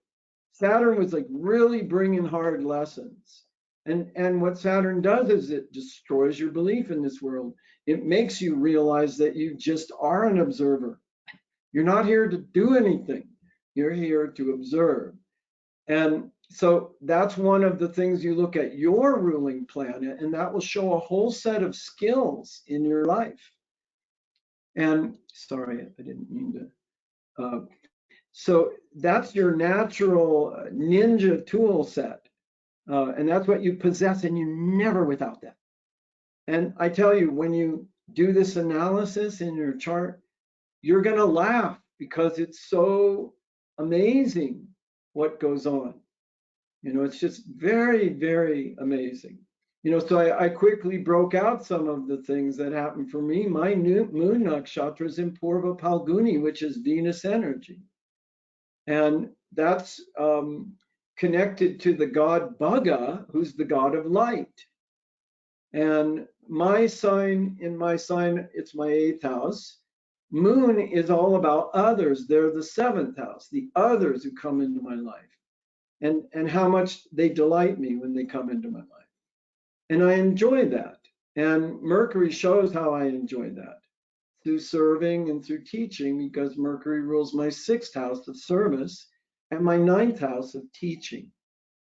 My sun nakshatra is in Magha, which is Ketu. Detached, metaphysical, scrutinizing, dissatisfied, in solitude. I always find myself alone. And most people don't know anything about me. I don't go out and forecast myself. Thanks to Barry, you got a chance to meet me. But my ancestry, I know my entire ancestry. I know, and I also know from historical things that my guru has said, my connections to the the 7 Saptarishis and things like that. So those are the things you'll see that can come around Magha Nakshatra. And then I already talked about the ascendant nakshatra of Uttarashada and the ruling planet. And so look at what I said: Saturn, commitment, older people, You know, my hard work. I love helping out older people. You know, all the stress, fear that I had in my life, learning to let go, peace. And Saturn, one of the beautiful things, and I know Barry will feel this because we both have Saturn exalted, and I'm assuming it's in Swati for him. Um, in Swati, I was a marketer my whole life, 35 years. I was also a public speaker. You may notice how I speak. And Swati is where you tell your whole life story. So, but you know, this whole thing of Saturn, when it's exalted, it happens to get exalted in Libra, which has to do with, you know, thinking and stuff like that. It can create, for me, it creates a Mahaparusha yoga, which is related to speech, a being of speech. But it also ended up being in marketing. All my determination, the pressure of time, and look at how many endings and setbacks I told you I had. And I didn't even tell you all of them. My life is full of them. So this is like the richness that this knowledge can bring out for you. So when you're doing nakshatras and you're doing chart interpretations, you need to understand that the nakshatras are what brings all the richness and complexity to your interpretation. So it's really good to look at them as, you know, those celestial qualities that come into life from the other world. And they're the most fun parts of the interpretation. And you'll be hesitant when you start doing your chart interpretations, wondering, if I say this, is this going to be true? But if your skills have been developed properly and you learned everything according to the structures and layers of how to learn Jyotisha, what you'll find is when you tell somebody about their nakshatra, they're going to look at you and say, how do you know that? And then you're going to feel that joy coming through you, because you're literally, over time, you're going to notice the deities, they're explaining to you. And if you're observing and witnessing, you will feel this energy because it's moon energy. You'll feel it coming in. Even though the moon's not there, the nakshatras are related to the moon. Very important. So the most important key is to understand that nature of the nakshatra, and know what the names mean, because the names mean something, like Maga, ancestors, okay? King, you know, it's where the throne sits in Leo, which is the sign of the king, Leo the lion. Now, the other thing I wanted to say is that, you know, Capricorn's a large sign. I always worked with big corporations. Leo is a large sign. So these are things which are big things, like a kingdom, for example, a kingdom of light, a kingdom of power, of generosity, you know, a purification, and all of those Leo things. And in Capricorn, all that shifting of the earth structures is really good because it's the 10th sign. It's related to the economy, banking, corporations, stock markets, large organizations, and strategy, moving the structures around. And I didn't understand this, but I worked for Intel. And one of the things that happened to me is they hired me for my strategy. I never studied strategy, I never did strategy. And I became extremely well known for that. And so I understood through my direct experience through Jyotish, that this is what that movable earth of Capricorn is about. And look right now how the government, the banking systems, corporations, look at the structuring that's going on there. And Saturn is pounding that area because Saturn is right there. It's totally bringing out all of the things, like Saturn being in that sign, which it rules. That's powerful, very powerful energy. And Saturn deals with what's below the earth. So these are the things that are hidden. These are the structures that we don't get to see, for example. And look at them, they're all coming out right now. And all over the world, they're coming out. So these are, these are the most important keys in understanding the nature of the nakshatra and knowing, that Uttarashada, which means later victory, you don't give up. You just keep doing it. You do all your practices, because the whole thing is to have a victory of one thing of another. And so that's the place. It's related to Vishnu, and that was where the demons were overcome by the gods, and immortality and invincibility was established in Capricorn. And look at what's going on right now. Same kind of thing. So you can see how that myth of victory deals with the willingness to be committed, to be practical, to be determined, to do whatever it takes, no matter how hard it is, until you see the light at the end of the tunnel. And that's a pure example of the story and the myth connecting directly to the deity, which is Vishnu. And Vishnu is the one that he restores us back into this life. And he takes all of those karmas that were absorbed back into the rashis, and those come back into your life. And that's Vishnu's job, to be that, to recreate whatever you are when you come back into it. And that's how he did it for me, as an example of that. So the temperament of the deity and that story behind it gets all blended with the planetary ruler of the nakshatra. It's related to the sun, for me, that is, and to the signs that it's in. And that's very important.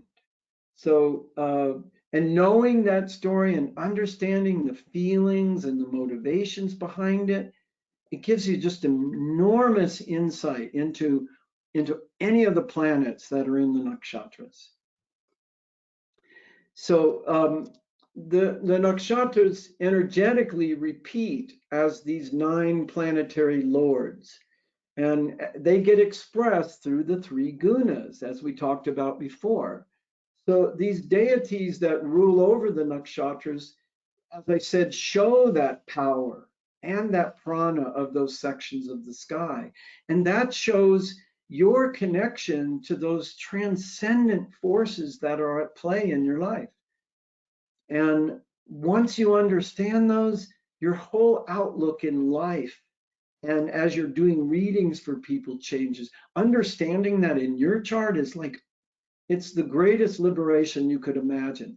And it's probably one of the greatest laughs that you will have in your life of joy. So they also provide the stability in the flow of your energy throughout the zodiac. So they are the forces that hold things together. They hold the energies together behind what's called these Sandhi points. These are the end points, which are the places where the signs change. There's 3 of them in the chart. These are called the Gandantas. And these are the points where no nakshatras bridge between signs. And this only happens between the water and the fire sign. So you'll see, for example, they exist between Pisces and Aries. There's no nakshatra. First one that comes in is Ashwini, and it's Ketu. So Pisces is where you leave this world, where you get liberated. You go through that Jupiter energy and you let go. And the last energy that happens in there is related to Pushan. It's this gentle letting go, the shepherd that comes and takes your soul, takes you back home, back to the source of consciousness. So then you're born again in Aries.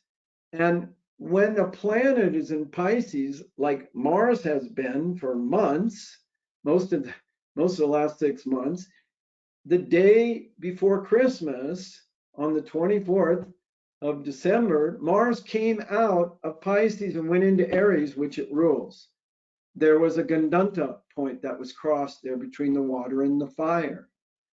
And all of a sudden, it's like everything starts up, because before that, you have like this burning charcoal in the ocean. And what does it do? It's just bubbling. There's this people were talking about the frustrations they were feeling emotionally, because that's a water sign, dealing with emotions. And you got fire element in there. You have Mars. It's a fire element. And it rules Aries. So when it came out, boom, it's like everything, now it's time to get started. Let's move it. Let's get going. We've all been locked down for so long, and it's like, come on. And our impatience kicks in. Our frustrations are really high because that we come running in like a horse chomping at the bit. And we have to rekindle our vitality. We have to, get over these viruses and all that stuff, and the impatience that we have with all that. So then the next one is between Cancer and Leo. And, here we are, we're connected to the family, and we nurturing the family. We're so inspired because we have a role in the family to play. That's Panarvasu, again, the light, and then nurturing the family and feeding them and suckling them, and including everybody in our family. And then we go into Ashlesha, which is where we forget to do our pranayama, and we start noticing the pranic sheath coming down on us like sarpa, binding us as a serpent. It starts to just squeeze us off, and we become really, we want to fulfill our desires. We become kind of, berserk. We flip out in that situation. And then right after that, Gandanta point. Nothing to take you from that point into. So these Gandantas are unpredictable energies which happened. And, we have to go back. I don't even remember all the things, but there were a lot of wild things that happened when Mars came out of that Gandanta, or went over the Gandanta and went into Aries. And same thing happens when the planets go over from Cancer into Leos. You don't know what's going to happen. There's nothing taking you there. From the family, all of a sudden, you're in charge of your world. It's about a kingdom. It's not about the world. I mean, it's not about your family. And if you nurture your family and bring them right over that, you're going to be known how you lord over those people. They become the many people that sort of fill your kingdom. And so then Leo to Scorpio, same thing. So, or Cancer Leo, when we get to Scorpio, between Scorpio and Sagittarius, that's another water to fire sign. Now I have an interesting story for this one. It's very demonstrative of what happened. I want you to think back to, I think it was 2019 in June. All across the country, we had the worst rains we've ever had. The entire Midwest was underwater. They couldn't put any crops in. We had flooding up and down the East Coast, up in the mountains. We had, storms slamming into them and people drowning in the mountains, as an example. So that was Scorpio, deep water, lots of water falling during that period of time. On the exact day, Jupiter was there, and Jupiter was retrograde. And Jupiter rules Sagittarius, so it's in that water.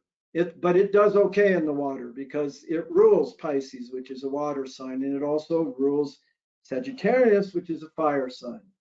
So on the exact day that Jupiter crossed the Gandanta and went into Sagittarius, within the hour that it did it, the Cathedral of Notre Dame caught fire. Sagittarius, beliefs, churches, teachers, gurus, priests.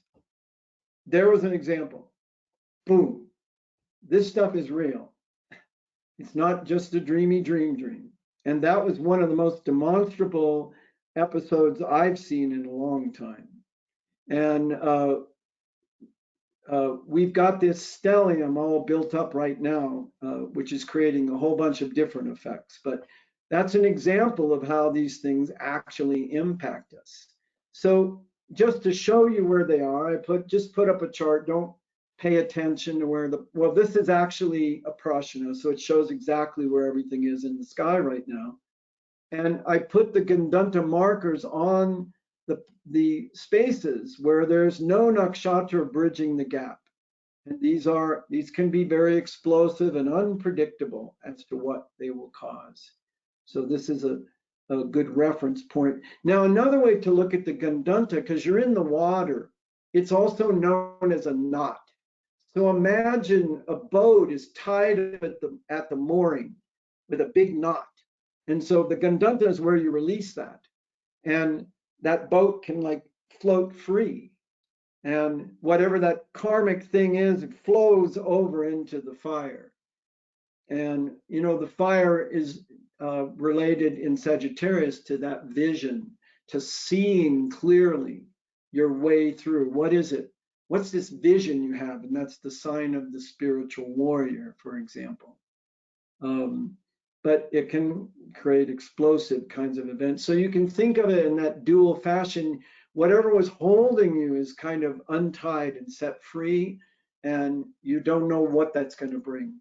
Now, when we had the eclipse, the solar eclipse back about a month ago, it was in Scorpio, it was in Jeshta, with K2, we had the sun, the moon, Mercury, I think we had Venus there. I mean, we had a lot of planets there. And not only that, but the moon was dark. It was a new moon. So we had the moon dark and we had it debilitated.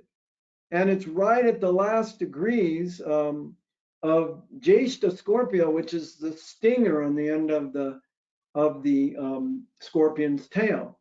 So what happened at that time? At that exact time, that right after that happened, all the vaccines, boom, they just came flooding out. So one of the ways Gandanta means drowning is that you could drown in storms, for example, but you can drown in a flood of things coming out, hidden. And so you can look at both of those things. What was holding us back, and then boom, the knot gets let go and all this stuff comes out. And all the planets moved over into my sign, Capricorn. It's really taken its toll. But so that's a way to really look at these things and to see just what that Shakti is and how powerful it is. And when it's not there, what it can bring. That's a big reality. So, just kind of coming back and looking at that first one, when you look at your nakshatras, you'll be referencing whatever it is that you're trained on. And we'll go through all these, but you want to first look at what is the sign, what does it represent? That charging horse's head. And you'll actually see people with Ashwini that almost they have that dignity and structure of like a horse. That proud head held high, things like that.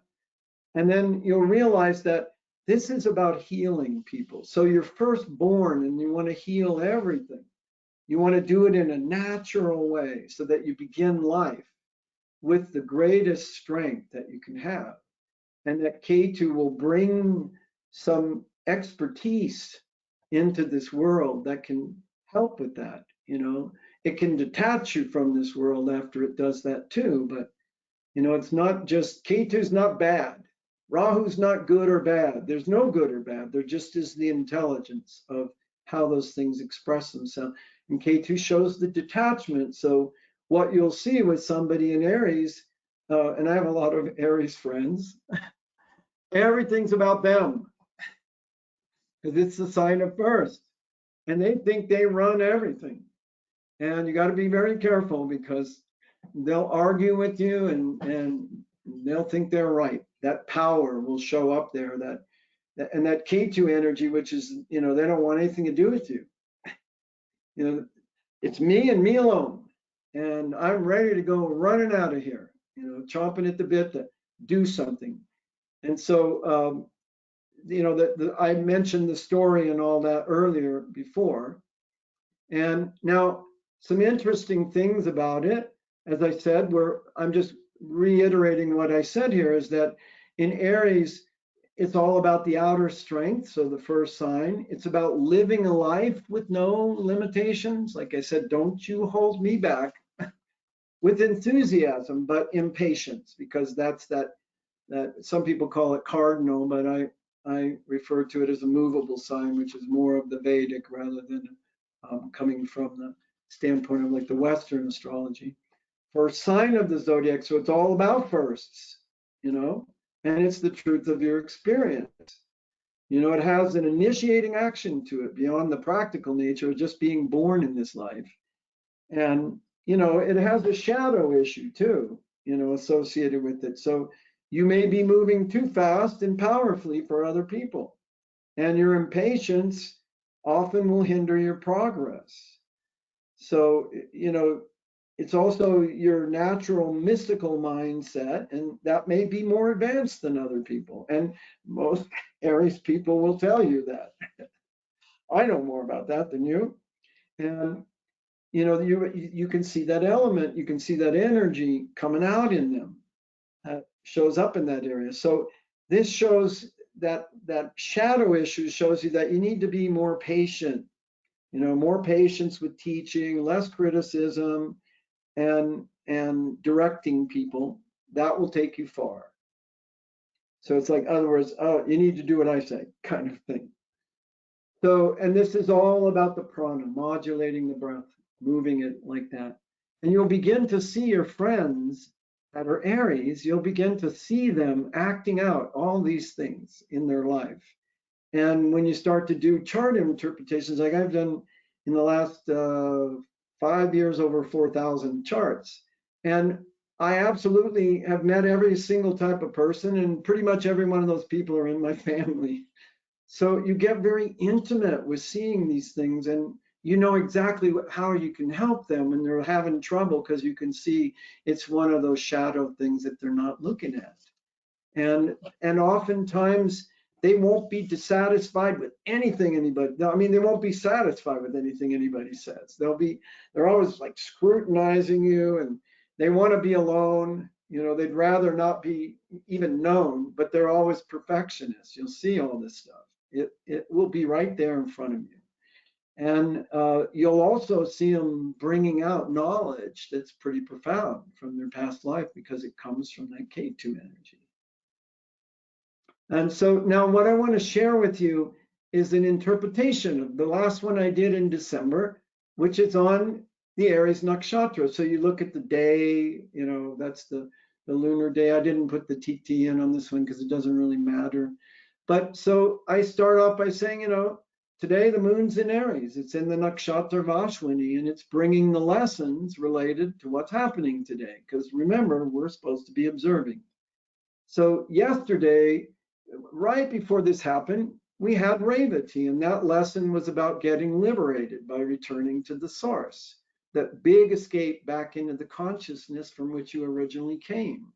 So today, you're about to be reborn in the Nakshatra of Ashwini, in the beginning section of the Nakshatras, which is about creating life and the passionate, volatile nature of Rajoguna, Rajas.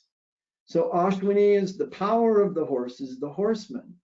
And the deity is the Ashwins, which were the physicians, as we said, the first 2 Ayurvedic practitioners. I can't tell you how many times when I say this to people, they go, oh my God, I've been studying Ayurveda. It's just really interesting to me. And they'll start it during a cycle when the moon goes through, or a planet, a significant planet like their ascendant planet, will go through here. And all of a sudden they get this interest in Ayurveda as an example of that. So this shows the qualities of Aries that are innocent, active, courageous, and initiating. And the nature of it is light and swift. It's like, whoa, I want to get into this really quickly. Just like those 2 horses that are swiftly and lightly running off in all directions. So when you're born, you breathe your first breath in, it animates the body, that becomes fully alive. So notice today, the theme of the lessons centers on the highest aspect of life, without which you'd still be asleep. You'd be asleep in the womb, or you'd be stillborn. So all of that is about Ashwini.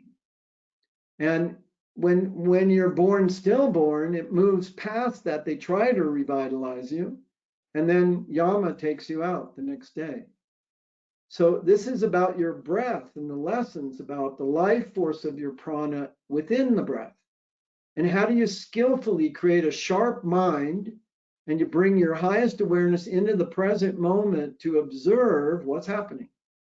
So this is your vital life force energy, your prana. Prana is everywhere, but you must learn to control and channel that energy in order to bring your awareness into the present moment.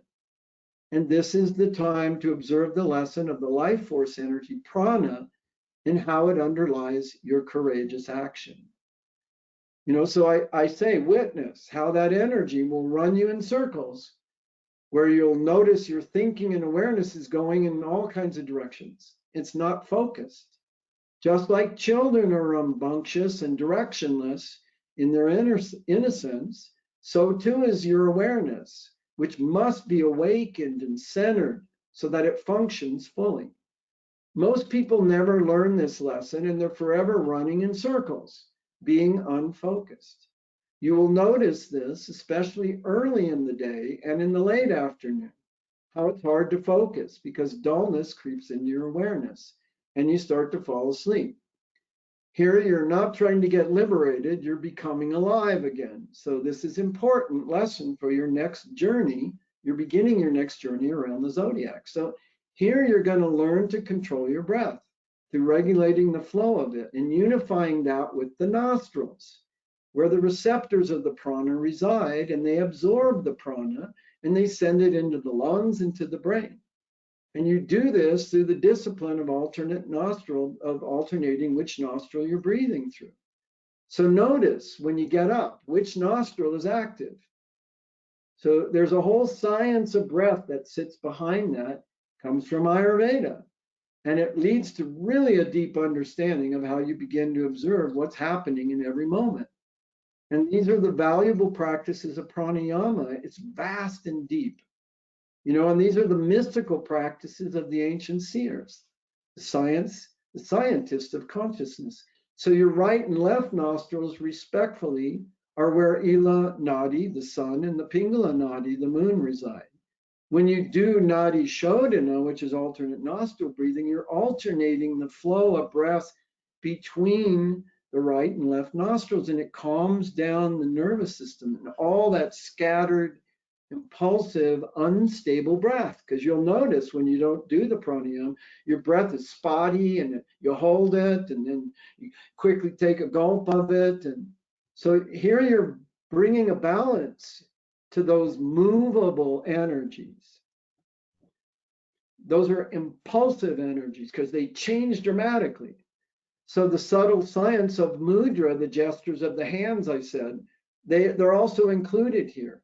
And you'll see, look in the cribs of little children who are like within the first 6 months of their life, and you're going to see them when they sleep, they're in these mudras. It's just amazing to see that. So the subtle science of mudra is included in this, which comes out of Ayurveda. So this shows how you innocently evolved control mechanisms for enlivening the flow of your prana.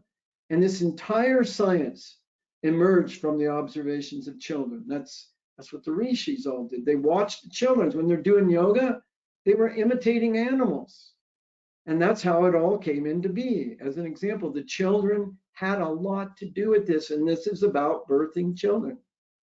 So notice when children are first born, all those gestures.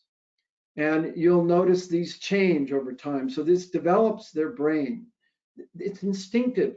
That's what Aries is about. Mars is about instinctive discipline, sort of inbred energy. You just know what to do. And Aries is like a martial artist. So it's where you're cultivating that centered, focused breath, the hatha in martial arts, to bring your awareness to that balanced still point. And that focuses your control and your energy, and it dissipates all the frenetic expressions of that energy that are running in directions all over through your body. And if you're a martial artist, if you get mad, you lose your center and then you lose. So martial artists don't fight, they move the energy. And it sharpens their awareness. So it's a good day to develop disciplined practice of pranayama to channel and focus the rhythms of your breathing. You want to do that on a Aries Ashwini day.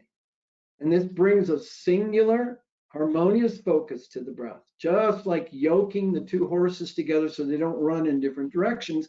Now they can move forward in one direction. So you observe and you notice how the pranayama synchronizes your brain functioning. It brings a focus and a stillness to your innocent awareness. And you'll witness how in that state, your awareness becomes highly focused. So it can observe things like logic and all those sharp-minded things that Aries is known for. And you can see what's happening.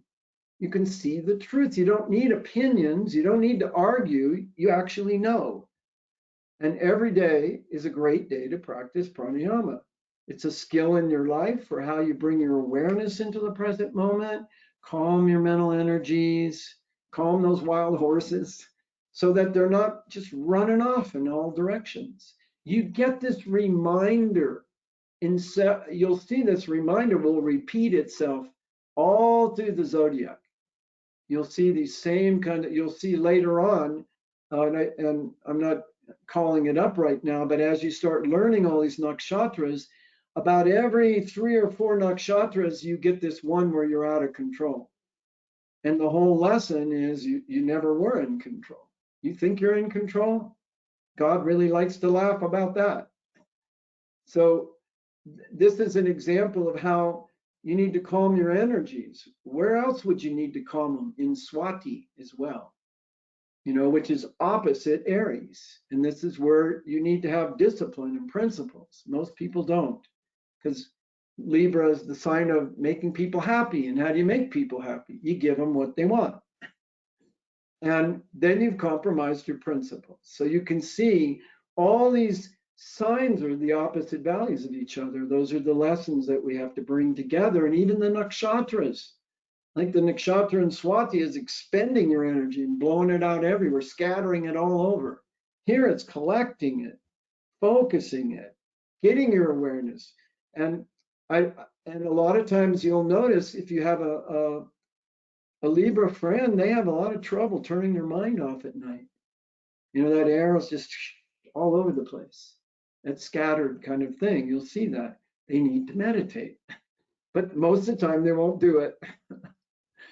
So those are sort of the humorous things you'll begin to see. And you'll begin to see when you look at the nakshatras that are opposite. They also relate those things. That's why I said you look at what's aspecting what, what's conjoined what. All those things you have to consider in those signs. So what you see here is, since Aries is that first sign, that's how your life begins. So when you begin your life, you need to focus your energy. When you begin your day, you need to do those things. And Aries is that masculine sign which never thinks before it acts. It does everything on instinct, and it's always restless, and it's always kind of, so what are we going to do? When are we going to do it? They're always asking, well, what's next? Well, what's next? What's next? When are we going to do it? Now, we need to do it now. That's all Aries, that's all Ashwini kind of impulsive energy that comes out of those things. So it means that because it's a masculine sign, you're always wanting to initiate action and you don't need to think about it beforehand. Now, in some signs that are masculine, it might have helped if you had thought about it before you did it. But in this sign, because it's the first one, you forge ahead because you're alive and you're using those principles. And the element of fire is what Aries is about. And so that's about sight, vision, and how you process and consume the world through all your senses, but mostly through your eyes. And so the first thing that develops in children is the ability for them to focus their eyes. The eyes open up, and they were closed and sleeping. And so that fire being movable, the child starts to look from right to left. They start moving their eyes back and forth. And with the movement of the eyes, the body energy starts to move. And they start to fidget. They're trying to move, and in the beginning, it's jerky movements because they don't have the coordination and the skill yet developed for Mercury. And so Mercury, when it comes in later on, we'll talk about that in some of the other nakshatras. The skills come, and then that's when you're playing with your toes and doing all that stuff. You really put yourself into this model of the flow of how life comes into being here. And so the body's fidgeting all over. And you'll notice when you're with people who have a lot of Mars energy, they can't sit still. They're rocking up and down, and their hands tapping on their eyes are looking all over. They get up and walk around the room. That's Mars. You'll see this showing up everywhere. So so then you begin to see this. If you're born in Aries Ascendant, you'll know exactly what I mean, and you'll get really aggressive. You'll get frustrated because you don't want to sit anymore. So you'll be constantly on the move. Well, what happens to a child once they figure out that they can move their head and roll over? They start rolling over in their bed. They start moving their whole body around. And, they start rocking. They love to be rocked. That's how they get calmed. Mom will rock them in their arms or put them in one of those swings and things like that, and they'll just really love it. One of the other characteristics as they begin to grow is they're just ready. They're full of get up and go energy, and my mother used to always say to kids when she was taking care of them, including us, you guys have ants in your pants, you can't sit still. And all of these things play out from this ancient wisdom. And so that's that, since it marks the first of the sky, today you're going to observe vital energies that are around the theme of first breath, taking your first breath for the day. It's the first step to firing up your form with the prana. And if you aren't awake and you haven't used that pranic energy, then you're not going to be focused. And so this is where people first notice pranayama to be vital in their life. And a lot of times they learn it through Ayurveda or they learn it through yoga. And yoga comes primarily out of Virgo. Virgo is where all the laws of nature are. So that's for another day. So pranayama being really important here. If you listen to a child when they're breathing, they're making this sound like it's called ujjayi breath. They sort of snoring sound that's going on in there. And that's, in addition to learning, alternate pranayama, which is one of the most common ones, nadi shodhana, that you'll learn, you start to see ujjayi breath forming. It's a sounding breath, very subtle, almost snoring. It means supreme victorious breath. And you can practice it anytime and anywhere, subtly. And it helps you overcome fear and anxiety when you can't see what's happening.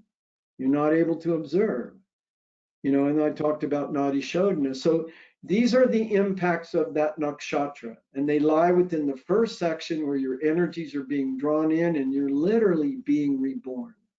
And you'll notice when you do these things to focus your awareness, you're not asking questions, you're moving forward. You know exactly what you're in the moment, your awareness is full, you're very focused and enlivened, and everything feels enlivened in you. That's Ashwini. This includes all the channels in the body, the nadis. You'll feel that alive spark in the morning, like especially a cold morning. You go outside and you take that breath and you can just feel the prana everywhere through your body. It's the same thing. So, and so I go on and I explain, what happens when you do those things, that you are the sakshat, you are that empty space. And what you notice when you start to do these things is your awareness starts to observe this flow of awareness from moment to moment. And each moment is like unending. There's no beginning, no end. Moments just keep coming one after another. That's the movie. It's playing with that light of life. Just like the flames of a flickering movie has a light and shadows that are projected onto the backdrop of infinite consciousness. And that's your conscious awareness. And that's the movie screen. And this brings that peace and contentment that the ancients called Satchitananda, absolute bliss consciousness. This is the witness. This is what you first get into.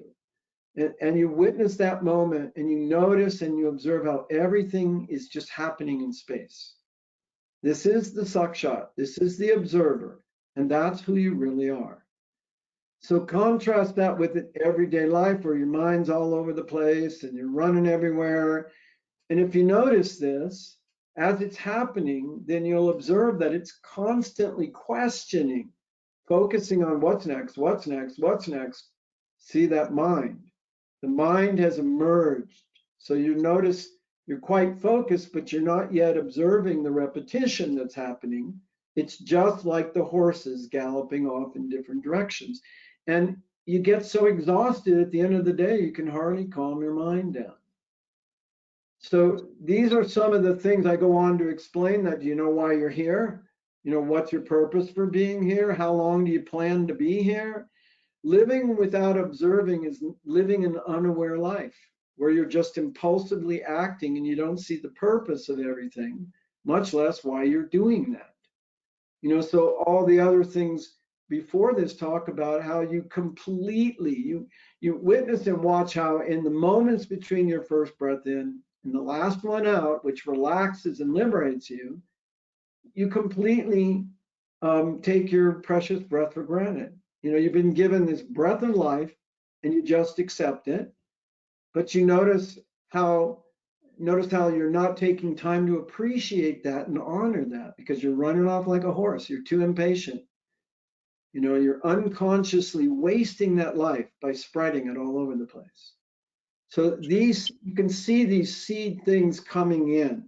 And so I just wanted to share one of those with you. And in the copies here, I go into Bharani as well. I'm not going to read through that. But so I wanted to share these pieces with you so you have what the understanding of those first two nakshatras are, and that you'll have an understanding of how you can actually see that permeating a whole part of your life as you drill down into all those things. And as I complete, I'll just say that my business is Vedic Counsel Inc. And I do readings as well there at vediccounsel.genbook.com. And I've also written a book. It was #1 on Amazon in 2018. And it's a very unique look at Vedic astrology. Gap hacking means hacking that fourth state of consciousness, which is that witness consciousness, restful alertness. But this goes through and connects it to all the Vedic teachings and all of the signs and all of the houses in astrology. And it says your purposeful career. It has nothing to do with jobs and careers. It has to do with your purpose. And your career is really about your purpose. It's not about your job. It's about how you impact the world. And with that, I'll take some questions. Yeah, I want to honor people's times because it's 10 after 2 now. So, but let me open up the line for questions. And for those of you who do need to go, the class will be starting February 13th in 2 weeks, and you can sign up on my website. And there'll be some information coming by email, you know, if you have trouble maneuvering to there. And I also want to just thank Jeff too, because he's such a brilliant rishi. 47 years meditating and being involved in the Vedas. You can see how the richness of uniting Vedic practice with Vedic knowledge and astrology is just, you know, emanating through our modern rishi here. So it's a really great opportunity to kind of spend some time with him over the next 9 weeks. But I'm going to unmute you all, and you can answer questions. I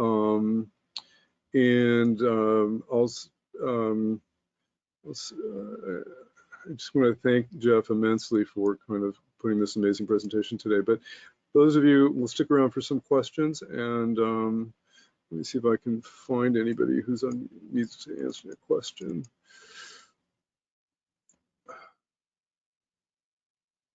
There's a question under questions. I'm just trying to read it here.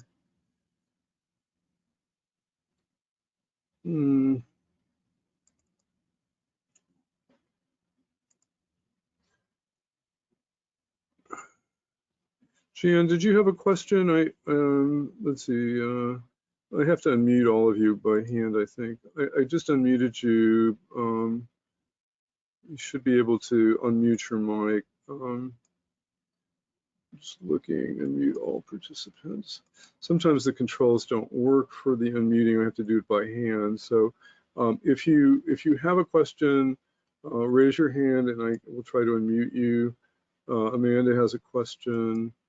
Okay, there you go, Amanda, go ahead. Sorry. I wanted to find out, will we get the PowerPoint for today's lecture sent to our email? Yes, if you register for the course, we will send it. Okay, great, thanks. Gian, I think you had a question. I'm trying to unmute you, but I can't. I've unmuted you, so you should be able to take control of your mic now.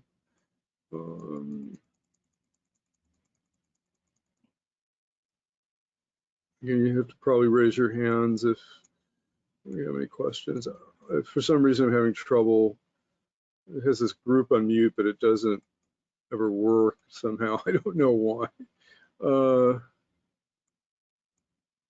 Jan, I can't seem to. I do have you unmuted, so I'm not quite sure. You just need to find your orange mic and turn it green. Anybody else? So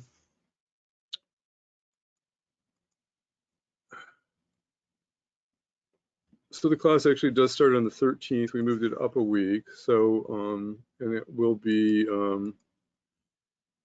happening, let's see. So, apologize, I'm suddenly kind of having trouble with the controls here.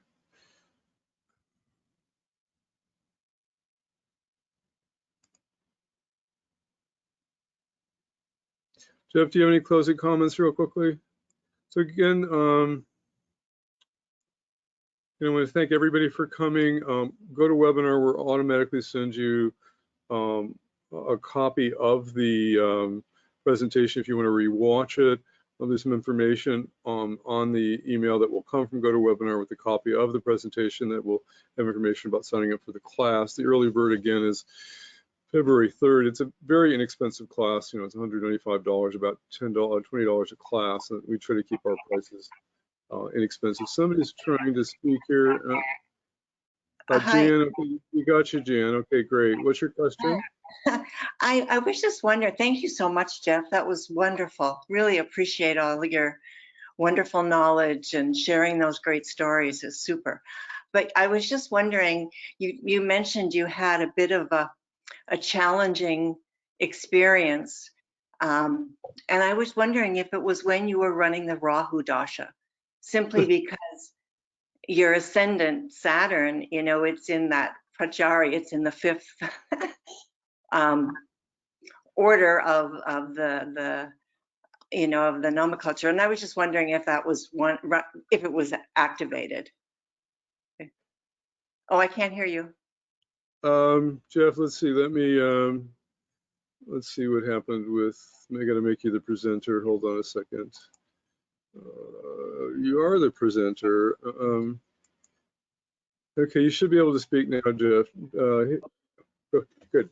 Yeah, it's a good question. I was born in a Kalasarpa yoga, so my life has been up and down, up and down. And now it's returning what it took away from me in the first part of my life. But I was 19 when the accident happened, where I was literally thrown out of the car. I don't think I was, my Rahu session or my Dasha started in 1990 on my first day starting a job at Intel. And it took my career to the highest heights. I became a multimillionaire. And then at the end of it, it all was taken away because 9/11 was the end of that period. And so that's when my Rahu hit me during that time. And I also had tremendous amount of body problems at that time because Saturn was also in Capricorn at that exact time. And I noticed when Saturn came into Capricorn right before the lockdown, or right as the lockdown happened, it's same thing like what happened at Intel. It's just a race of all these people and things that were happening. Very good time. But mostly I think it had to do with Saturn. It was in my first house during that time. And I don't think it was when I was, well, let's see, I was 19, almost 20. No, it wouldn't have been there at that time because it was definitely there when I started my work at Intel, and I was 35 years old at that point. Okay, thank you so much. Yeah. Thanks, Jan. Anybody else have a question? I sometimes I have to manually unmute you at the moment. Somehow the control, but I can manage to do it. So if you raise your hand, I can try unmuting all of you by hand too, but or you can type a question in the question box. But if not, I think we'll try to just close. Close with the Vedic prayer. Om Asatoma Sadgamaya Tamasoma Jyotirgamaya Richoma Amritam Gamaya Om Shanti Shanti Shanti. So thank everybody for coming again. This was, you can see why we had this title, Mythology, Consciousness, Psychology. It is it is about the hero's journey. It's about the mythology, the richness of the Vedic mythology, and it all leads back to our own development of consciousness. And it's because Jeff has spent so much time developing consciousness that he's able to have these very unique angles into the Nakshatras that you just won't find anyplace else. I'm just so thrilled to have Jeff teaching this class. And again, thank you so much for coming, everybody. So have a great rest of your day. And if you have any questions, you can email us at support@fortucast.com. And we'll see you hopefully all in a couple of weeks. Take care. Thank you so much.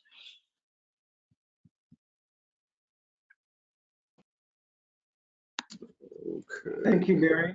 I appreciate the opportunity. Great. Thank you. Thank you, Jeff. That was good. I'll call you quickly. Well, quickly, I have to end the presentation because anything we talk about will get recorded here. So let's let me end it officially. So to end it, you hit File, leave Webinar, and then End Webinar for all.